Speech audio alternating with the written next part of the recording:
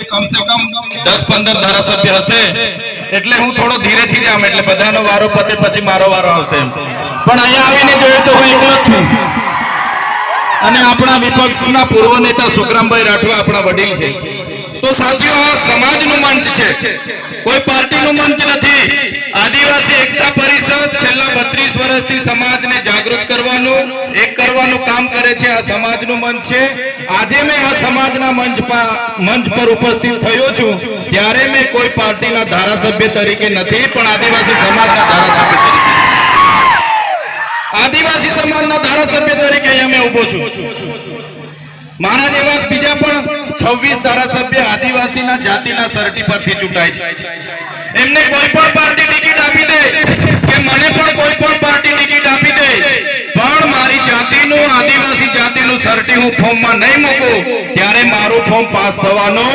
નથી એ લોકોએ ભૂલવું નહીં જોઈએ એ બધા ચૂંટાયેલા પ્રતિનિધિઓ આ યાદ રાખવું જોઈએ ત્યારે સાથીઓ આજે 32મું આદિવાસી એકતા મહાસંમેલન છે પણ મોડા ચાલુ થયા છે હું વ્યક્તિગત માનું છું આજે 132મું સંમેલન થવું જોઈતું હતું પણ મોડા આપણે જાગ્યા છે અને 32મું સંમેલનમાં આપણે ભાગ લીધો છે એટલે બધાને અભિનંદન આપું છું અને રાષ્ટ્રીય કક્ષાના સંમેલનમાં પણ બધાએ આપી દેવાનું આજેથી આપણી પાસે એક અઠવાડિયાનો સમય છે પીપલનેર ખાતે રાષ્ટ્રીય કક્ષાનું અધિવેશન મળવાનું છે ત્યાં પણ આપણે મોટી સંખ્યામાં 100 લોકોએ ગુજરાતમાંથી ત્યાં જવાનું છે સાથીઓ આદિવાસી એટલે કોણ આગળના વક્તાઓએ ખૂબ સારી માહિતી આપી છે ત્યારે આદિ અનાદિ કાળથી વસનારો એટલે આદિવાસી હજારો વર્ષ પહેલાની આપણી સભ્યતા આપણી સંસ્કૃતિ છે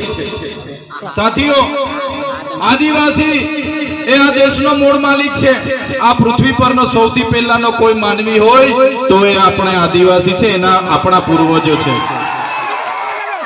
ધર્મ પૂર્વી આપણી સંસ્કૃતિ છે સિંધુ ખીણની સભ્યતા હોય મોહેંજો-દડો સંસ્કૃતિની વાત હોય તો એ આદિવાસી સંસ્કૃતિની સભ્યતા છે સાથીઓ આ સંસ્કૃતિ આ સભ્યતા આપણી રૂઢી પરંપરાઓ આપણી પ્રથાઓ પૂજા વિધિ આપણા રીત રિવાજો આપણી રહેણી કહેણી આપણી બોલી ભાષા આપણા પહેરવેશ આપણા વાજિત્રો આપણા ઓજારો સચવાઈ રહેશે તે જ દિવસે આપણે આદિવાસી તરીકે બચી જઈશું નહીં તો આવનારો સમય આપણા માટે કપરો સમય આવવાનો છે આજે તમે જોઈ લો આજે આપણો આદિવાસી પોતે આદિવાસી છે એ સાબિત કરવા માટે આજે મૂળ માલિકોને લાઈન ઉપર લગાડી દેવામાં આવ્યા છે આગળ ઓસંતદાદાએ કીધું કે આજે આપણે આદિવાસીને મૂળ માલિક કહીએ છીએ પણ આજે મૂળ માલિકની પરિસ્થિતિ આ સરકારોએ મજબૂરન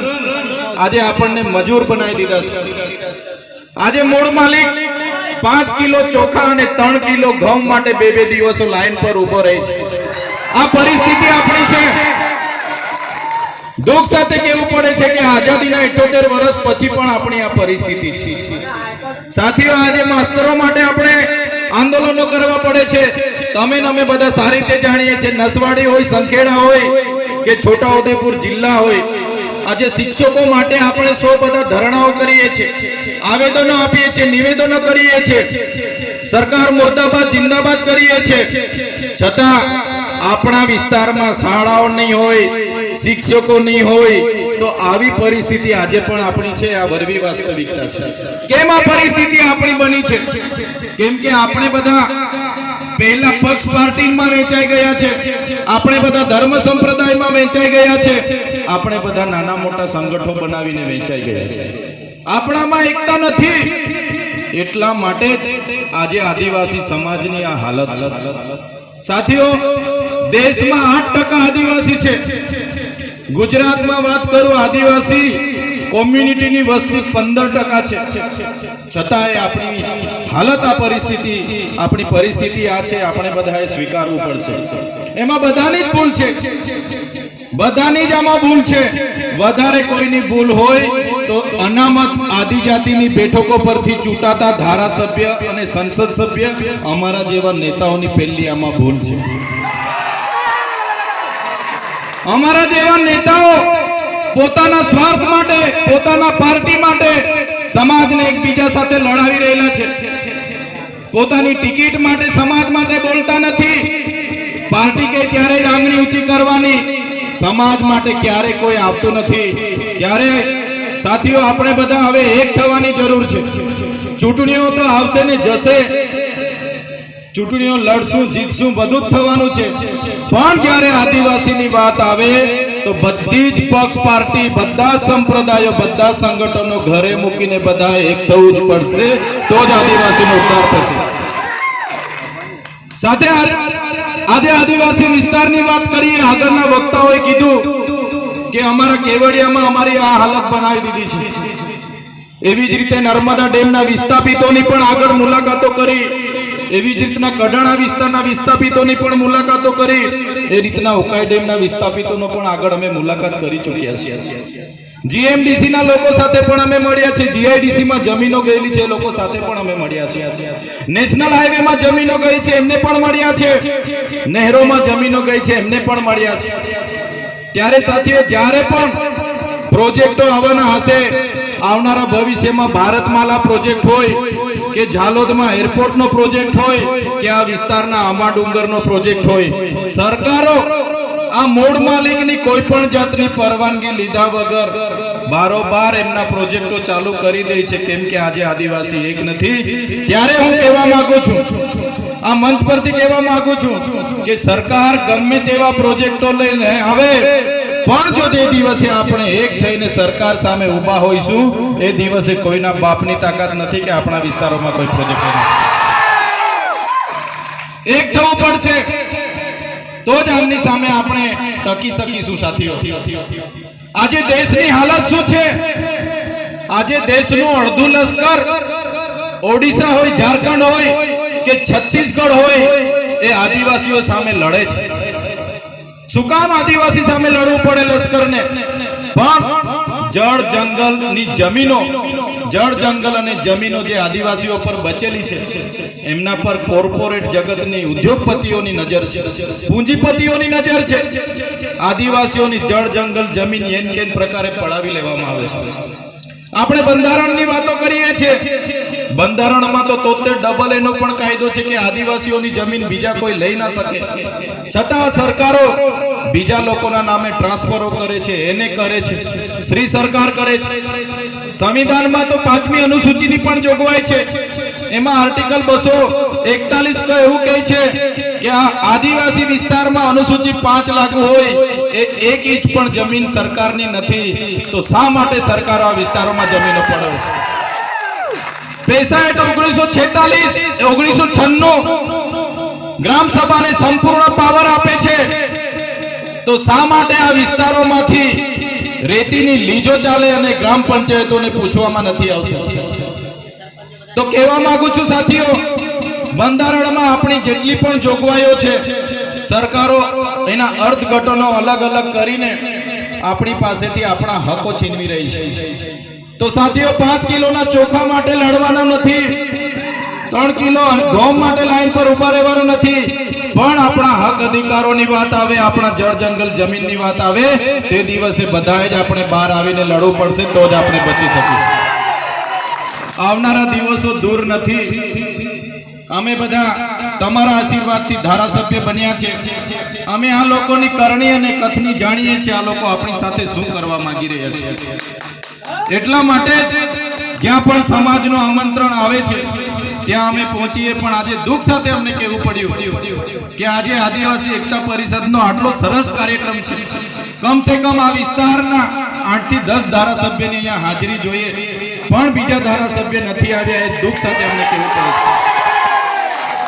સાથીઓ આજે તમારા જેવા લોકોના આશીર્વાદથી ચૂંટ્યા છે. અમને અભિનંદન આપું છું ડેડિયાપાડા અને સાગબારાના લોકોને કે અમને ધારાસભ્ય બનાવ્યા છે. અમારા પ્રયાસો આવનારા ભવિષ્યમાં, અમારા શ્વાસ જ્યાં સુધી ચાલશે, આદિવાસી સમાજ ન્યાય માટે સરકાર સામે જ્યાં સુધી લડવાનું થશે અમે લડતા રહીશું. જે દિવસે અમારી પાર્ટીઓ પણ અમને કહેશે કે તમે આદિવાસીઓનું કેમ લડો છો, અમારી પાર્ટી અમને આદિવાસીઓનું લડતા અટકાવશે, એ દિવસે પાર્ટીના પાટિયા સૌથી પહેલા ચૈતર વસાવા ઉતારી દેશે. જે સમાજના જાતિના સર્ટીથી અમે ચૂંટાયા છે, જે સમાજે અમને મત આપીને ચૂંટ્યા છે, એ મૂળ માલિકની આજે આઝાદીના 78 વર્ષ પછી પણ આ દશા છે, ત્યારે આવનારા ભવિષ્યમાં ધારાસભ્ય રહીએ કે ના રહીએ, આવનારા ભવિષ્યમાં ચૂંટણી લડીએ કે ના લડીએ, પણ અમારા સમાજને અમે એવા જાગૃત કરી દઈશું કે આવનારા દિવસોમાં આ મૂળ માલિક પોતાના અધિકારો માટે બહાર આવશે. તો સાથીઓ, વધારે વિશેષ નથી કહેતા. આ બોર્ડ તમે જોઈ લો, પ્રકૃતિ એ જીવન છે. ઘણા સાથીઓએ કીધું કે આદિવાસી એકતા પરિષદનું સંમેલન વર્ષમાં એકવાર મળે છે, નાચે છે, કૂદે છે, ખાય છે, પી છે અને બધા છૂટા પડી જાય છે, પણ એવું નથી. આજે આપણે બધા ભેગા થયા છે એ આદિવાસી એકતા પરિષદના મહેનતનું આજે પરિણામ છે, જેના કારણે આટલી સંખ્યામાં આપણે અહીંયા ઉપસ્થિત થયા છે. સાથીઓ, પ્રકૃતિ એ જીવન છે. પ્રકૃતિ એટલે શું? પ્રકૃતિ એટલે જેના વગર આપણે જીવી નથી શકતા, જેના વગર આપણે જીવી નથી શકતા. મને આગળ મારા એક સાથીએ પૂછ્યું કે ભગવાન એટલે કોણ? આગળ એક કાર્યક્રમમાં મારા એક સંત, એક મહંત હતા, એમણે મને પૂછ્યું કે ભાઈ ભગવાન એટલે કોણ? મેં કીધું ભગવાન ભ એટલે ભૂમિ, ગ એટલે ગગન, વા એટલે વાયુ અને નીર એટલે પાણી, જેને અમે ભગવાન માનીએ છીએ. પ્રકૃતિને પૂજનારા અમે છે.